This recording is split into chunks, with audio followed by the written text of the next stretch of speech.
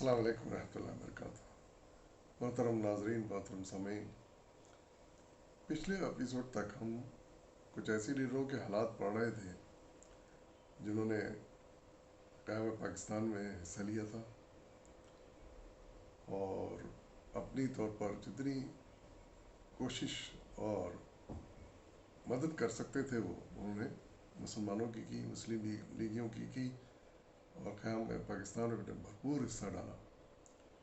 उनमें से कुछ लीडर ऐसे थे जो पाकिस्तान के क़याम से पहले ही इंतकाल फरमा गए। कुछ ऐसे लीडर थे जो पाकिस्तान क़याम के बाद भी ज़िंदा थे और उन्होंने मुस्लिम लीग की शुरू की हुकूमत में हिस्सा लिया था और अहम रोल अदा किए थे। ये सिलसिला जारी था, अभी कुछ और बाकी है, कुछ ऐसे लीडरों का हाल बाकी है। इंशाअल्लाह दोबारा शुरू करते हैं उसको। लेकिन मेरा उम्रे के लिए जाना हो गया, अल्हम्दुलिल्लाह फिर से मैंने उम्रे की सआदत हासिल की, तो इसलिए कुछ ताख़ीर हो गई। मैं अपने उन रेगुलर सामीन से माज़रत ख़्वाह हूँ ताख़ीर के लिए। आने के बाद से फिर कुछ तबीयत भी ठीक नहीं थी। अभी भी आप महसूस कर रहे होंगे मेरे आवाज़ में थोड़ी रुकावट है, मुश्किल है।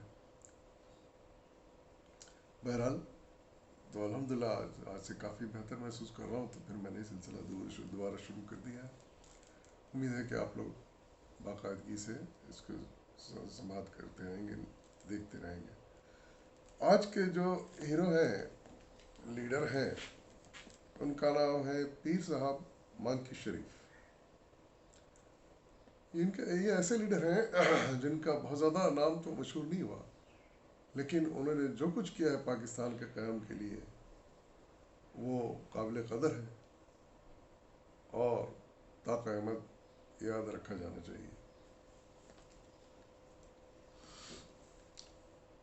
तो ये मज़मून हकीम आफ्ताब हसन कुरैशी साहब का तहरीर करदा है। तो आपने इसका टाइटल दिया है मांकी का जरी पीर। उसके सामने कांग्रेसियों और सुर्ख पोशों की सारी ताकत खशो काशाक की तरह बह गई। आप लिखते हैं कि 1947 में सूबा सरहद का इस्तिस्वाब तहरीक के पाकिस्तान की तारीख में बड़ी अहमियत रखता है। यानी हुआ ये था कि सूबा सरहद में, जो आज का KP के कहलाता है, वहाँ एक रेफरेंडम मुनक़्क़िद किया गया जिसको इस्तिस्वाब राय हम कहते हैं उर्दू में। उसमें राय ली जाती है कि भाई आप अब ये मुल्क तकसीम होने जा रहा है हिंदुस्तान, तो आप हिंदुस्तान के साथ रहेंगे या पाकिस्तान जो बनने जा रहा है उसके साथ शामिल होना चाहेंगे। तो ये जो रेफरेंडम था ये बड़ी अहमियत रखता है, क्योंकि इसी पे दारोमदार था सूबे सरहद के तकदीर का। सरहद के बहादुर और पुरजोश अवाम को इसके ज़रिए फ़ैसला करना था कि आया वो पाकिस्तान में शामिल होंगे या हिंदुस्तान में। सरहद की हुर्रियत पसंद और गैर अवाम ने पाकिस्तान के हक़ में फ़ैसला दिया। तो जब पूछा गया उनसे, रेफरेंडम हुआ, तो अवाम ने फैसला दिया कि हम पाकिस्तान के साथ रहेंगे, कि ज़ाहिर है वो अक्सरियत मुसलमानों की थी। इस्तिस्वाब के दौरान सूबे सरहद में सबसे फ़ाल और मकबूल शख्सियत हज़रत सैयद अमीनुल हसनात मांकी शरीफ की थी, जिनके बारे में आज का ये मज़मून है। सैयद अमीनुल हसनात सूबे सरहद के एक मशहूर रूहानी खानवादे से ताल्लुक़ रखते थे। उनके लाखों मुरीद थे। एक बार उनके वालिद के इलाज के लिए मसीहुल मुल्क हकीम अजमल ख़ान, बड़े मशहूर हकीम हैं ये उस वक्त के हिंदुस्तान के, वो भी तशरीफ़ लाए थे उनके वालिद के इलाज के लिए। मांकी शरीफ तशरीफ़ ले गए थे। सूबे सरहद में इस ख़ानदान का बड़ा असर था। आम तौर पर यह ख़ानदान सियासत से अलग थलग रहता था, ताहम मुख्तलिफ़ अहबाब की कोशिशों से पीर साहब मांकी शरीफ ने मुस्लिम लीग में शमूलियत का ऐलान कर दिया। कायद-ए-आज़म 1945 में पेशावर तशरीफ़ ले गए तो पीर साहब ने उन्हें मांकी शरीफ आने की दावत दी। कायद-ए-आज़म ने इस दावत को कबूल कर लिया। कायद-ए-आज़म का वहाँ पुरजोश इस्तकबाल किया गया। मुल्क भर से मशाइख जमा थे और उन्होंने उन्हें अपनी हिमायत का यकीन दिलाया। कायद-ए-आज़म ने मांकी शरीफ में तकरीर करते हुए फरमाया, कायद-ए-आज़म के अल्फाज हैं, हम पाकिस्तानी हैं और हम पाकिस्तान में इस्लामी निज़ाम नाफिज करेंगे। ये अल्फाज थे कायद-ए-आज़म के। مانکی شریف میں قائد اعظم کے اس جلسے سے سرحد میں مسلم لیگ کے نئے دور کا آغاز ہوا۔ پشتون عوام نے محسوس کر لیا کہ اب مسلم لیگ اور تحریک پاکستان محض ایک سیاسی تحریک نہیں بلکہ مسلمانوں کے حفظ و بقا کی تحریک ہے۔ اسی لیے مشائخ اور علماء میدان عمل میں نکل آئے اور پیر مانکی کی سرگرمیاں مسلم لیگ کے لیے وقف ہو گئیں۔ انہوں نے صوبے کے مختلف اضلاع کا دورہ کیا اور تحریک پاکستان کا پیغام گھر گھر پہنچایا۔ ان سرگرمیوں سے پٹھانوں میں تحریک پاکستان کی مقبولیت بڑھ گئی۔ پیر صاحب کے لاکھوں عقیدت مند صوبے میں پھیلے ہوئے تھے۔ عام پٹھان بھی انہیں بڑی قدر و منزلت سے دیکھتے تھے اور ان کی تقدس اور ایثار اخلاص کے قائل تھے۔ جب انہوں نے تحریک پاکستان کا پرچم بلند کیا تو سرحد کے گوشے گوشے میں فضا پاکستان زندہ باد کے نعروں سے گونج لگی۔ ان دنوں میجر خورشید انور سرحد میں زیر زمین سرگرمیوں میں مصروف تھے۔ وہ کانگریس کے عزائم بے نقاب کر رہے تھے۔ ایک اور لیڈر تھے میجر خورشید انور، وہ ان کا تعلق فوج سے تھا۔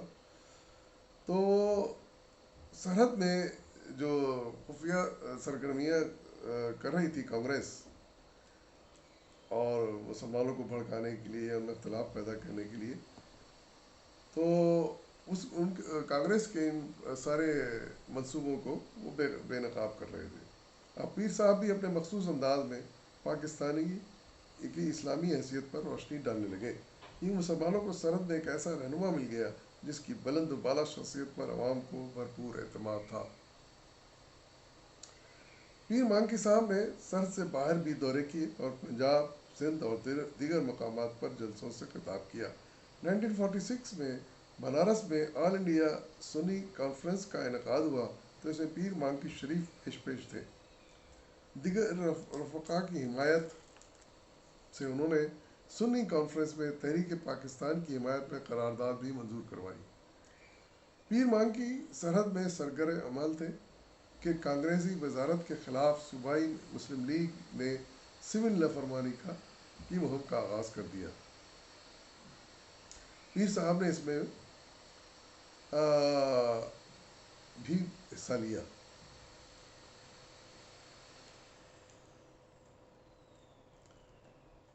کانگریسی وزارت نے پیر مانکی کو گرفتار کر لیا تو اس سے صوبے میں ہنگامہ برپا ہو گیا اور سول نافرمانی کی تحریک نے ایسا رخ اختیار کیا کہ کانگریسی وزارت خاشاک کی طرح بہہ گئی۔ آخر قائد اعظم کے حکم پر تحریک ختم کر دی گئی اور پھر استصواب کے لیے پیر صاحب سرگرم عمل ہو گئے۔ خدا کے فضل و کرم اور غیور پٹھانوں کے جذبہ عمل سے صوبہ سرحد پاکستان میں شامل ہو گیا۔ یعنی آپ جیسے لیڈروں کی کوششوں کی وجہ سے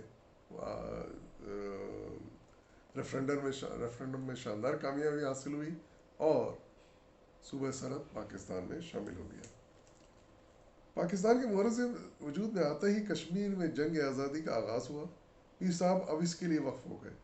انہوں نے نہ صرف ہزاروں ارادت مندوں کو جہاد کشمیر میں حصہ لینے کے لیے روانہ کیا بلکہ خود بھی کشمیر کے محاذ پر گئے۔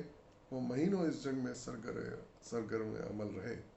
اس طرح انہوں نے جہاد میں عملی طور پر بھی حصہ لیا۔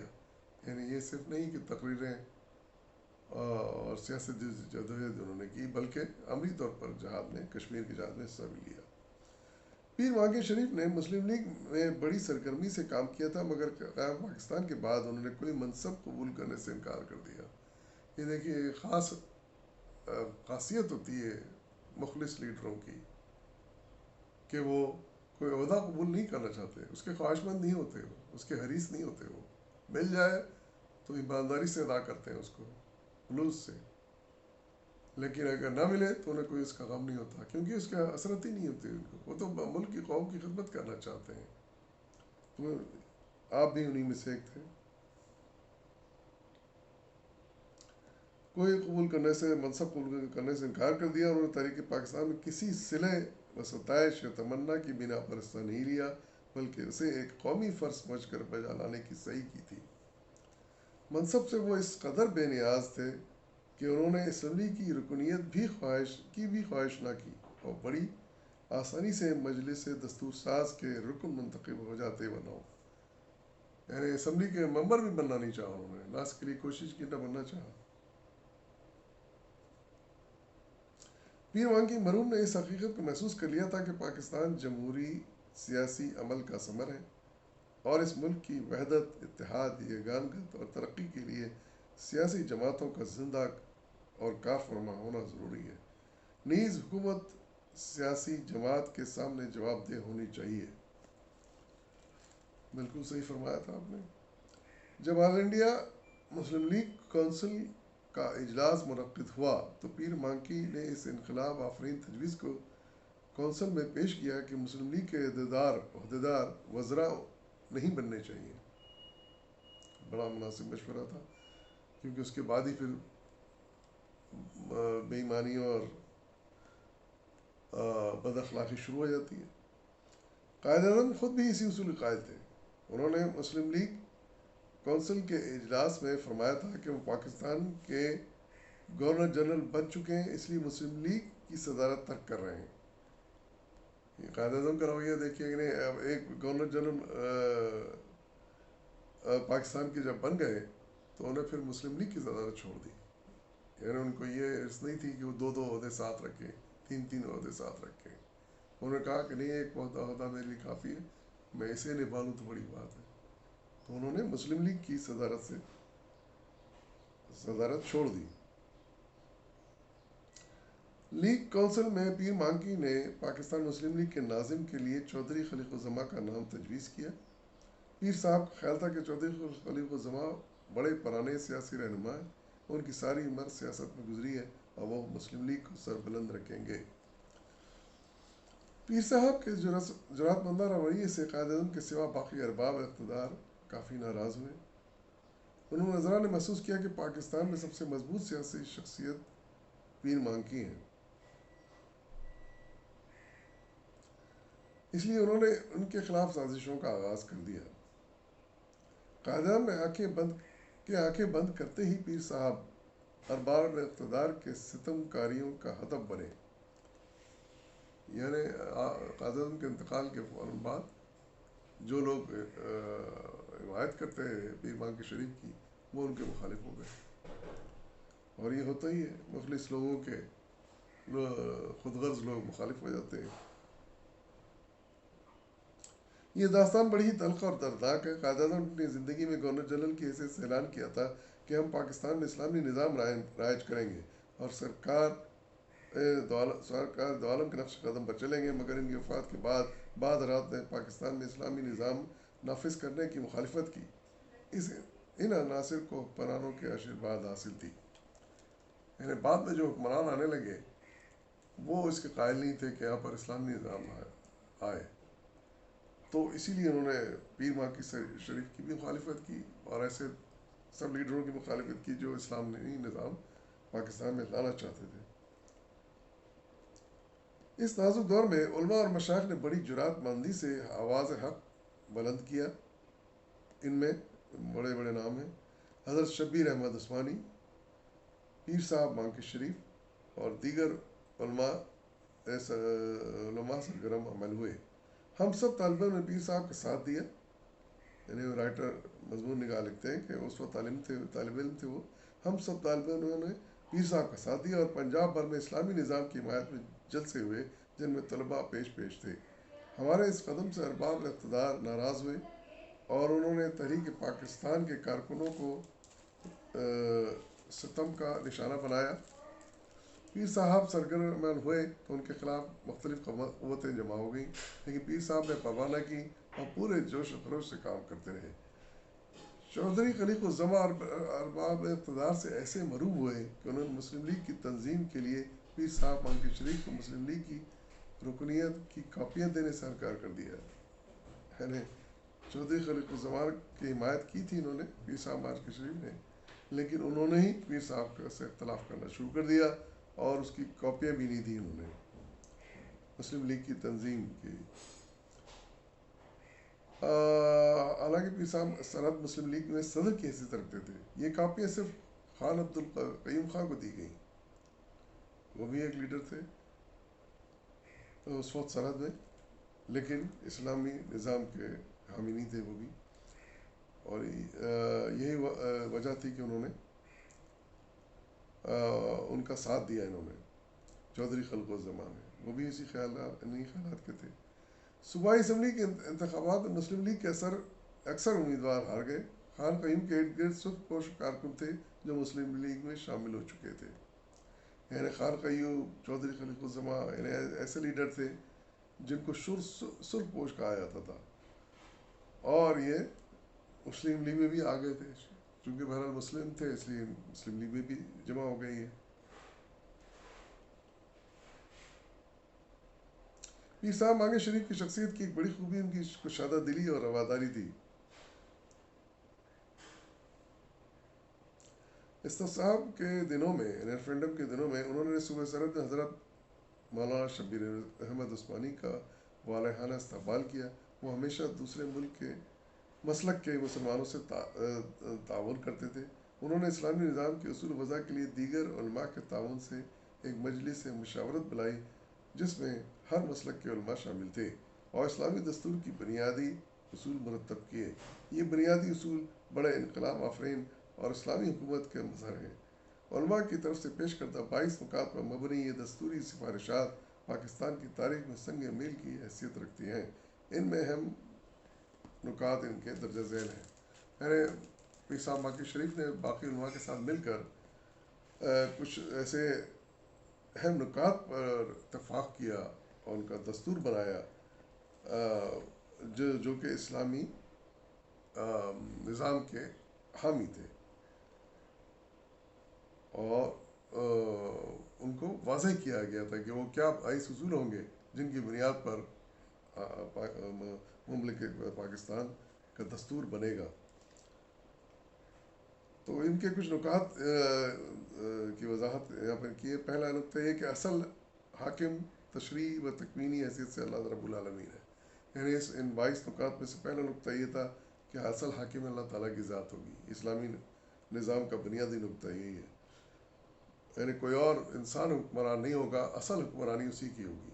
ٹھیک ہے، اس کے نائب ہوں گے، حکومت میں کریں گے، لیکن قانون اللہ تعالیٰ کا چلے گا۔ ملک کا قانون کتاب و سنت پر مبنی ہوگا اور کوئی ایسا قانون نہ بنایا جا سکے گا جو کتاب و سنت کے خلاف ہو۔ یہ دوسرا اہم نقطہ تھا۔ اسلامی مملکت کا یہ فرض ہوگا کہ قرآن و سنت کے بتائے معروفات قائم کرے، منکرات کو مٹائے، اور شعائر اسلامی کے احیا اور مسلم امہ کے اسلامی فرقوں کے لیے ان کے اپنے مذہب کے مطابق ضروری اسلامی تعلیم کا انتظام کرے۔ یعنی تھوڑا بہت اختلاف جو ہے فرقوں میں، ان کے حساب سے ان کے لیے قانون بنائے جائیں۔ مملکت بلا امتیاز مذہب و نسل تمام ایسے لوگوں کو انسانی ضروریات یعنی غذا، لباس، مسکن، معالج، تعلیم کی کفیل ہوگی، جو اکتساب رزق کے قابل نہ ہوں یا نہ رہے ہوں، اور عارضی طور پر بے روزگاری، بیماری یا دوسری وجہ سے فی الحال صحیح یعنی اپنے روزگار کی جدوجہد کرنے پر قادر نہ ہوں۔ پھر ایک نقطہ تھا کہ باشندگان ملک کو وہ تمام حقوق حاصل ہوں گے جو شریعت اسلامی نے ان کو عطا کیے ہیں، یعنی حدود قانون کے اندر تحفظ جان، مال، آبرو، آزادی نقل و حرکت، آزادی اجتماع، آزادی اکتساب، رزق، ترقی کے موقع میں یکسانی اور رفاہی ادارت سے استفادہ کا حق۔ یہ تمام حقوق سب فرقوں کو، مسلکوں کو حاصل ہوں گے جو بھی پاکستان میں موجود ہوں گے، پاکستانی شہری ہوں گے۔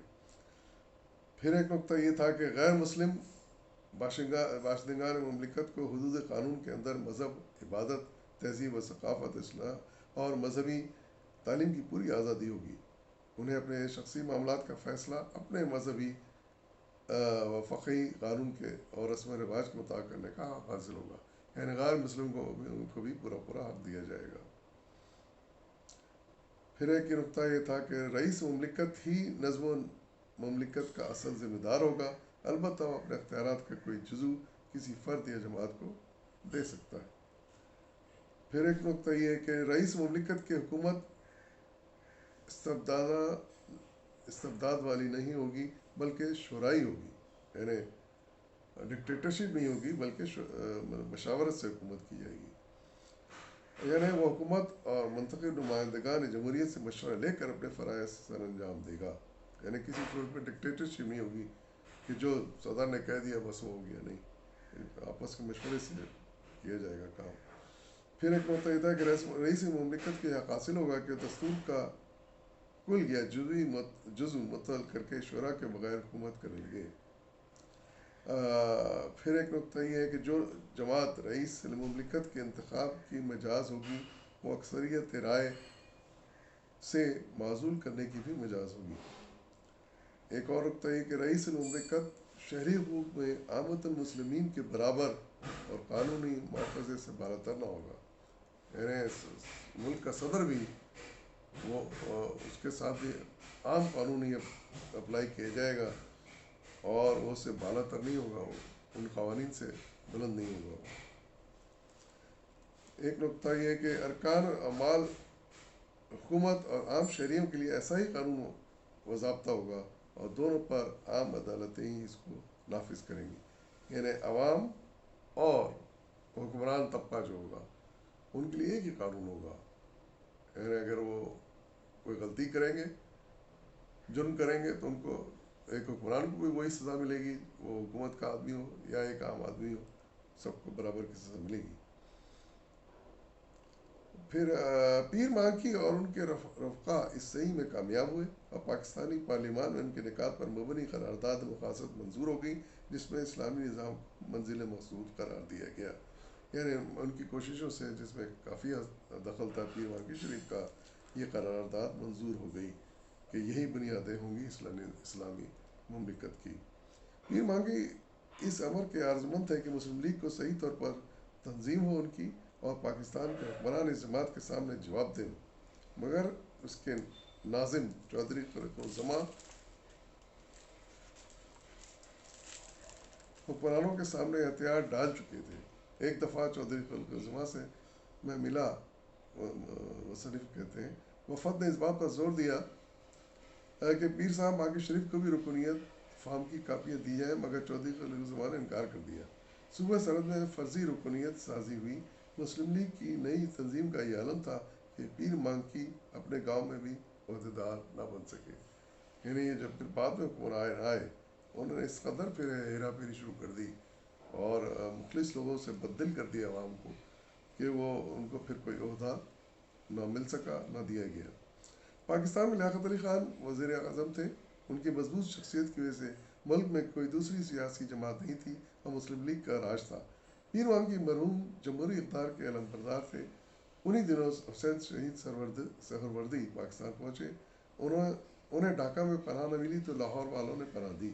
پیر مانکی شریف سے ان کی ملاقات ہوئی، دونوں اس امر کی ضرورت محسوس کر رہے تھے، ملک میں جمہوریت ہونی چاہیے، جمہوریت میں حزب اختلاف کا ہونا ضروری ہے، ایسی جو محب وطن ہو۔